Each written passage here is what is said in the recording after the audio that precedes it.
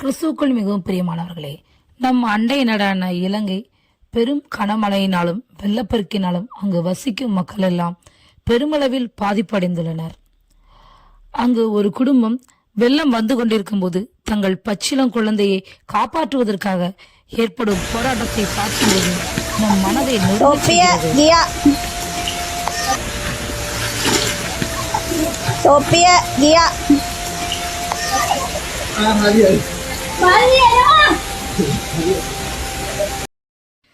இந்த டிட்வா புயலின் காரணமாக 50க்கும் மேற்பட்ட உயிரிழந்துள்ளனர்.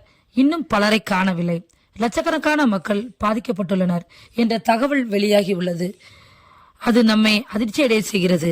இதன் காரணமாக நாடு முழுவதும் ரெட் அலர்ட் கொடுக்கப்பட்டுள்ளது. கடந்த 2016ஆம் ஆண்டு கொழும்புவில் ஏற்பட்ட பாதிப்பை விட 2 மடங்கு பாதிப்பு உண்டாகும் என்று நீர்ப்பாசனத்துறை அறிவித்துள்ளது. அங்கு பல இடங்களில் தண்ணீர் சூழ்ந்து காணப்படுகிறது.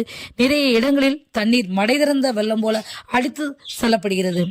பல மக்கள் உணவு தட்டுப்பாடு, மின்சார தடை, அடிப்படை தேவைகள் இன்றி மிகவும் இன்னலுக்குள்ளாகின்றனர். நிறைய பாதிப்படைந்த பகுதியில் உள்ள மக்களை எல்லாம் பாதுகாப்பான இடங்களுக்கு கொண்டு செல்கின்றனர். கிறிஸ்துவுக்குள் மிகவும் பிரியமானவர்களே, இதனை அவசர ஜெபக்குறிப்பாக நினைத்து நாம் ஆலயங்களிலும் வீடுகளிலும் தொடர்ந்து ஜெபிப்போம். இந்த ஜனங்களுக்கு தேவையான உடனடி நிவாரணப் பொருட்கள் எல்லாம் கிடைக்க அரசாங்கம் துரிதமான நடவடிக்கை உடனடியாக எடுக்க வேண்டும்.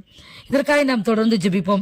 ஆண்டவர் இந்த ஜனங்களுக்கு இரக்கம் பாராட்ட வேண்டும், இயற்கையை அமைதிப்படுத்த வேண்டும். நம் ஜெபங்களில் தொடர்ந்து நினைத்துக் கொள்ளுங்கள். தேவன் பெரிய காரியங்களை செய்யட்டும்.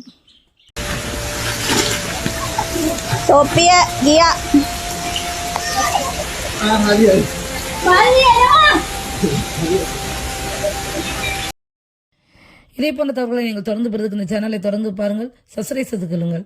அது உங்களுக்கு மிகவும் பிரயோஜனமாக இருக்கும்.